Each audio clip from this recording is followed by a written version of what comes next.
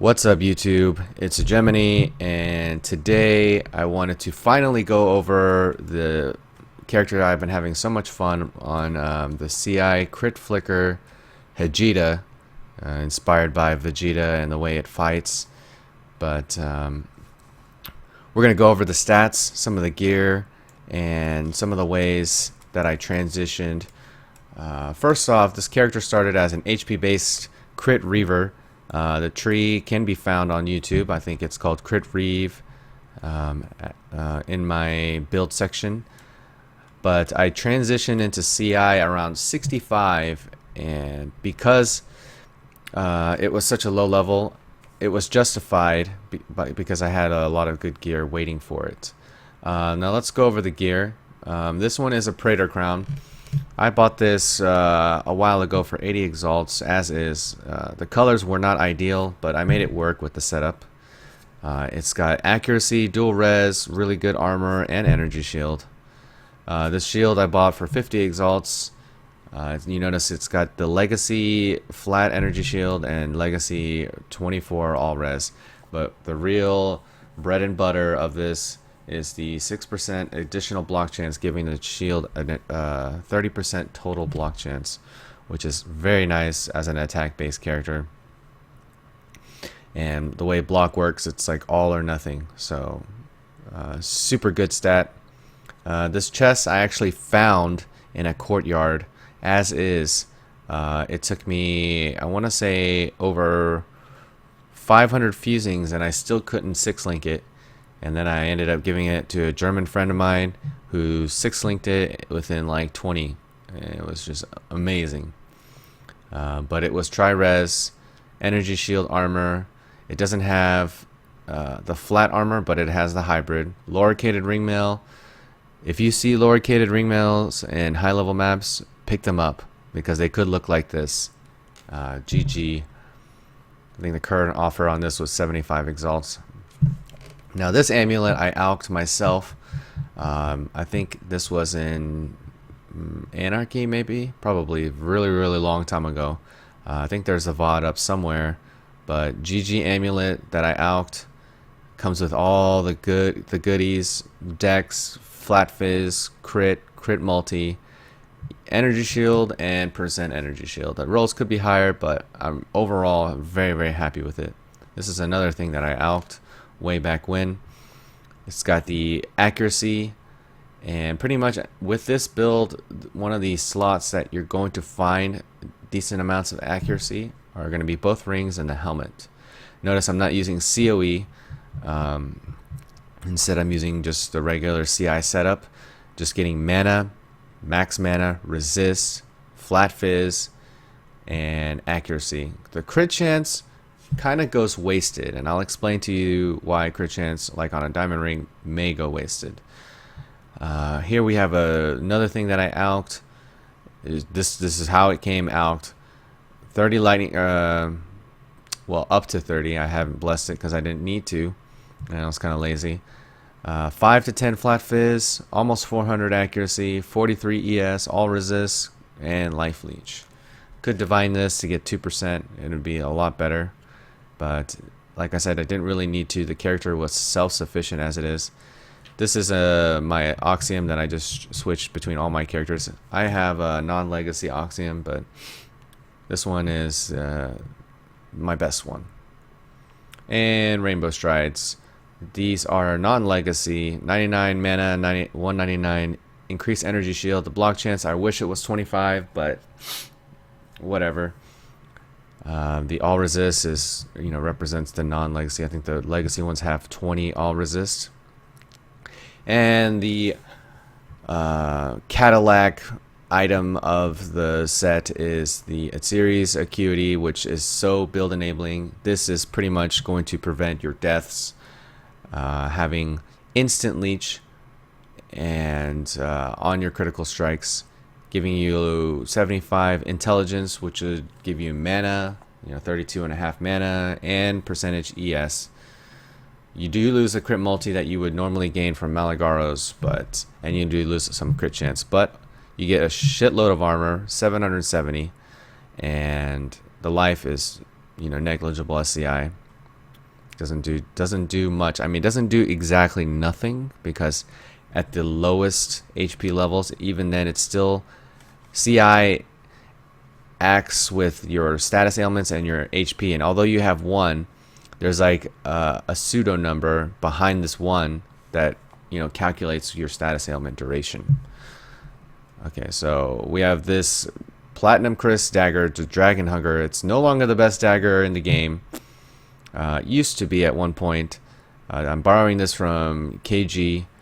It's loaded with Blood Rage, Enhance, and Increased Duration. And the Enhance part gives it extra life leech. So I'm getting 3% physical damage leech as life through using Enhanced, because Enhanced gives it 16% quality. And as you know, the quality on Blood Rage gives you attack speed on low life, and it gives you leech, and I believe it reduces the maximum life per second of as chaos. I'm not sure. I think it does 3 things. And then the increased duration is just so that it lasts really long and I don't have to keep recasting it. It's a quality of life thing. My helmet is loaded with faster attacks, Whirling Blades, reduced mana, and Lightning Warp. Now, there are better ideal setups. I have some gem slots where I'm just leveling up gems, but I'll discuss that in a little bit. My shield is important. It's loaded with castle damage taken, increased duration, and Mortal Call. Now, I don't have a 4-link for Enduring Cry and things like that to do that particular very, very popular cookie cutter setup. However, I do self-cast Immortal Call or Enduring Cry with Spell Echo. So it repeats the Enduring Cry, so I get double the charges as I normally would. And then whenever I take any significant amount of damage, I go physical immune for about 4 seconds. Here we have Temp Chains. It's just a green slot. I didn't really feel like recoloring my gloves. And this is easily where I could put, you know, 2 other things, or I could put the reduced duration Lightning Warp in here. But I'm just leveling up a crit damage so that I can Valor Orbit later. And then we have my auras. Wrath, Hatred, Spell Echo, and Reduced Mana. Again, this one does absolutely nothing. It could look like this. Usually I just have it loaded with either Discipline or Purity of the Elements. So if I run an LE Weakness map, I can run this instead of Wrath.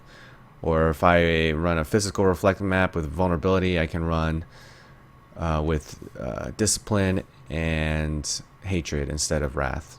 So it's just a placeholder for leveling up a gem. Don't think much of it. And as far as the flask choices, you got the increased armor, granite, iron skin. You have the removal of puncture, and then you have the stun recovery, which is how I deal with a lot of burst damage and getting stun locked to death.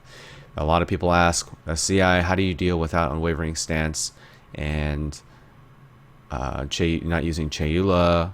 You're not low life, so you can't use Lion Eye Pause. So this is one of my solutions, is to get out of it with stun recovery, and you don't really need to spec into it on the tree. You already have a 50% chance inherent block or stun reduction or stun chance avoidance as CI, but then the other 50% you're super susceptible.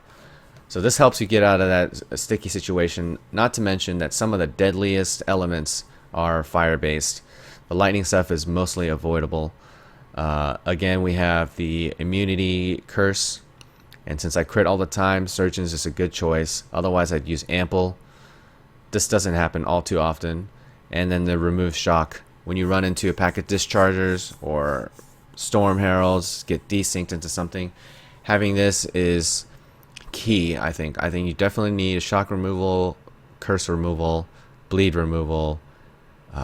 These other 2 are kind of optional, the ruby and the armor, but to each their own. You could easily substitute one of these for maybe a Tsiri Flask for more damage penetration.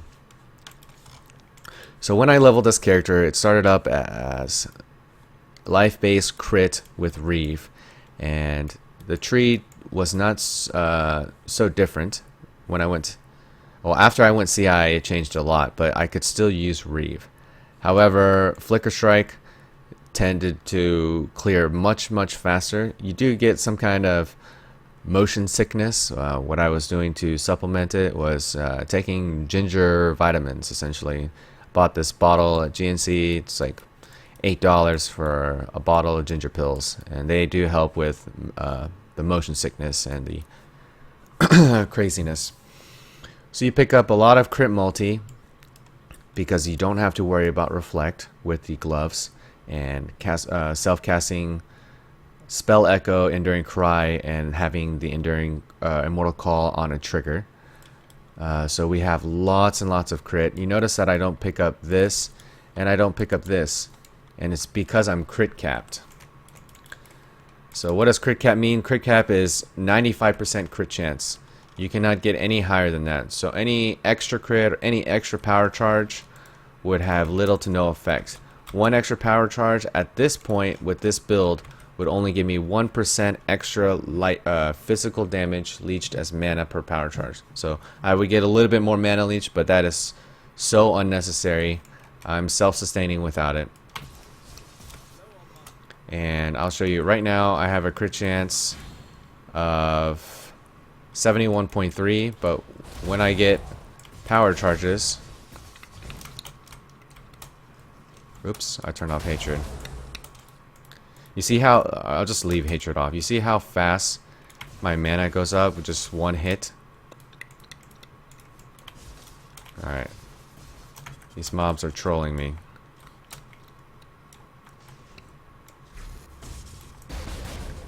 Like, the mana fills up instantly because of these gloves.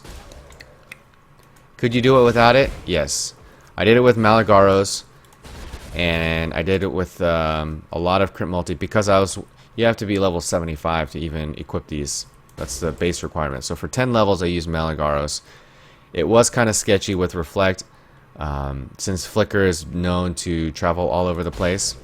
But as you can see, I have 95% chance to crit.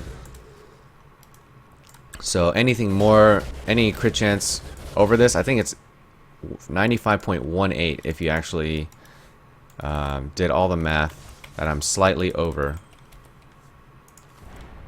Alright, so we'll look at Hatred and the DPS. I'll talk about the other links in just a second. Alright, so the DPS with the current links is 24.4k with an attack speed of 8.62. You multiply those together and you get your DPS, which ends up being around 200k, I believe. Alright, so we talk about what's linked with Flicker Strike. Power charge on crit. I Val Orbed this and got really lucky. Got the extra 3% quality, which is actually much better than getting the level 21. This is what you want. However, I didn't see this to be much of a problem. The power charge on crit makes probably the least amount of difference because it's so easy to sustain. And then we have a 1920 Flicker Strike. It's almost 2020. A multi-strike, that's 2020. Melee Phys, 2020. Melee damage on full life and melee splash. Now at lower gear levels and lower crit multi, you are better off using crit multiplier, increased crit multiplier instead of melee physical. But at one point, you know, there's like a graph where melee physical will beat it. I found this out to be like 2.5k from its current state, a DPS increase. However, crit multi is a 130% multiplier, and this one is a 140%. So that 10% was actually making my Flicker Strike cost 6 mana more per flicker. So with crit damage, I had 76 Flicker Strike mana cost, and with this, I now have 80. Is it worth it? Yes, I definitely think so. Especially with the amount of reserve I have after auras, it's enough. It feels good. You know, if you learn anything about Flicker Strike, is you're most susceptible to death when you have no mana. Having mana is essential, and I like to run half regen, no regen maps, and you know, having lower costs on anything. Like I used to have on Whirling Blades melee damage on low life, and then I had crit damage attached to this. The Whirling Blades was super, super potent, but however, the mana cost was so expensive so that I couldn't spam it. So I ended up just putting in a reduced mana so I could spam it. Didn't really need the damage. The Whirling Blades is still ridiculous. I'll put in a map in just a second, and we'll see. Whirling Blades can kill and get you those initial frenzy charges. And if you can't Whirling Blades and you can't flicker in a no regen map, you have auto attack. Auto attack, one hit is going to do the job. Could you do this build with binos? Absolutely. Binos will look very, very similar when you're doing trash or clearing the map before the boss. But yeah. And it'll also look very different when you're in groups. More people you add, the harder it is to sustain flicker because you're not getting as many kills. So as long as your damage is at that critical mass point where you're just killing everything on the screen, you should have no problems with the continuity of killing, you know, mob after mob after mob. So we have, what else do we need to talk about? Temp chains is pretty much a waste. This is the character that I did the Gorge speed clears, and I got a time of 149 or 148. Very, very fast. Done a CI, no snapshotting.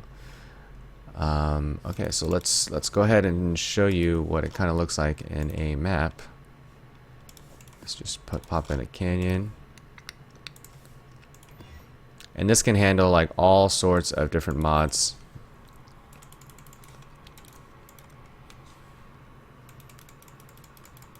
I purposely picked something that I will take damage, so you can see the Immortal Call action. It can handle Phys Reflect maps. I do recommend using Life Leech in case you run into an Undying Totem or a double Reflect, something like that, or you get vulnerability on the way. So you notice I'm self-casting Enduring Cry, and then you see the Immortal Call go up, giving me that physical immunity. So you can tackle physical immune mobs with Undying and have immunity to physical damage. No problems.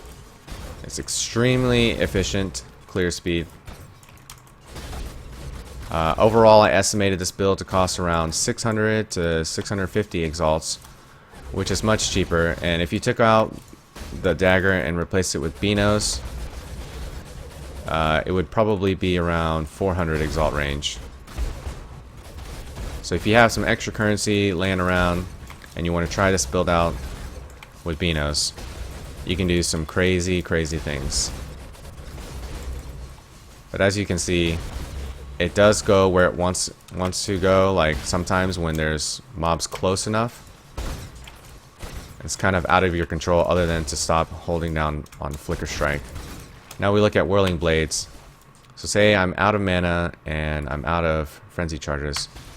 Like Whirling Blades, even with no links, still getting me frenzy charges. Like I could clear with just Whirling Blades. Pretty amazing. So this is how I start with the clunkiness. You do get a flicker for every, you know, what is the cooldown? There is no cooldown if you have a frenzy charge. It's kind of like cold snap. You can bypass the flicker cooldown with frenzy charges.